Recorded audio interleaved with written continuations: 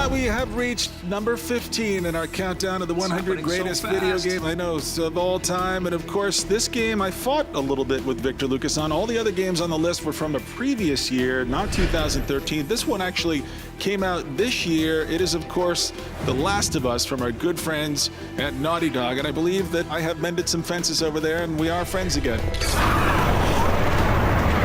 If you guys haven't guessed, we've all been enamored. Everybody on the show has been super excited about The Last of Us. It was the game of our E3 in 2012, and it over-delivered on what we were hoping for. It's the story of Joel and Ellie as they go on this cross-country, end-of-the-world road picture-like video game, and they encounter all kinds of unbelievable obstruction and opposition and different types of enemies, some of them human, some of them not.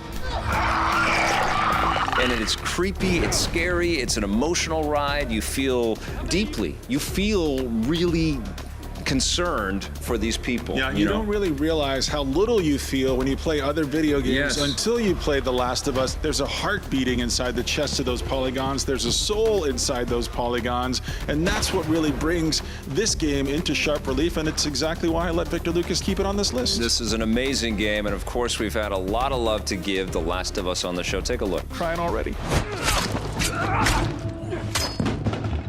It is time for one of the most anticipated PlayStation 3 games of 2013 to be played. This is The Last of Us. It is out now. Ben, this wowed everybody last year at E3. Does it wow you now that you've been playing it? Absolutely. How does it not? Look at this game. Look at this thing in action. It's not a movie. No. That's a game. I'm just going to go out and say it. This is, I think, the most beautiful video game I've ever seen in my life in terms of, with my eyes, both of them. Well, you know, post-apocalyptic zombie-like games are kind of played out, and I think we're all a little burnt out with those kinds of games. So The Last of Us comes in with a lot to prove, because that's essentially what you've got here. This tells the story of Joel and Ellie, two survivors of some sort of big, terrible, global epidemic. We're not going to tell you exactly what it is, but suffice to say, much of the population are turned into these infected zombie-like creatures, and then the rest of the population are roving bands of survivors.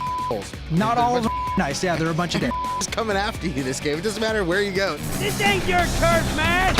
This is a totally bleak, brutal, unapologetic world. There's nothing nice and shiny about this game. This is all kinds of violent. It's brutal. I mean, there's some moments in this game where you're running up at a guy and you have like a lead pipe in your hand, and just the way that Joel or Ellie will just smash them in the face. It's so satisfying to get to see how they react. It's not like the same candid animation over and over again.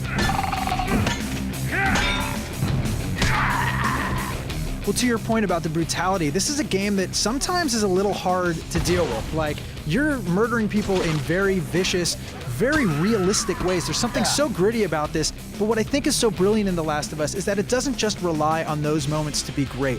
What the game does is it has a beautiful pace where it goes back and forth between these very intense, very graphic, violent moments of action, and then tons of, I would just say, negative space where they let the game breathe, they let you kind of take in everything that you just did, and they have a lot of very quiet moments. That's a giant ram. You guys were like some idol worshippers. Bruce and Neil and everybody at Naughty Dog, congratulations. This is an incredible achievement that you've been able to do with this game. It's placed so high on our list already for a very damn good reason. It's number 15.